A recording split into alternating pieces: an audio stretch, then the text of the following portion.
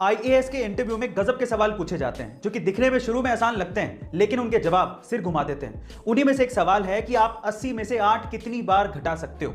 सवाल को ध्यान से सुनेगा।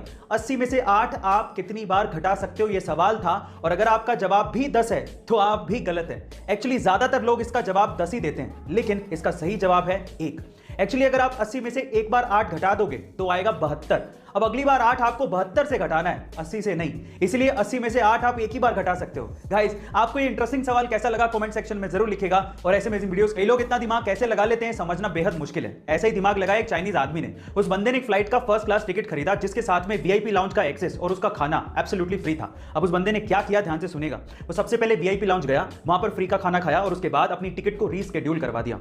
फिर से अगले दिन आया, फिर से वो वीआईपी लाउंज गया और वहां का फ्री का खाना खाया और उसके बाद उसी टिकट को फिर से रीस्केड्यूल करवा दिया। और ऐसे करके उसने कम से कम 300 बार अपनी टिकट को रीस्केड्यूल करवाया और 300 बार वीआईपी खाना फ्री में खाया। और हद तो तब हो गई जब उसने उस टिकट को फाइनली कैंसिल करवा दिया और उसको सारा का सारा अमाउंट रिफंड मिल गया। हद हो गई। गाइस, आपको इस बंदे के दिमाग के बारे में क्या कहना है कमेंट सेक्शन में जरूर लिखेगा। कुछ सालों पहले यूएस का एक बंदा प्रॉपर्टी खरीदना चाहता था, लेकिन उसे अर्थ का रियल एस्टेट बहुत ज्यादा महंगा लगा।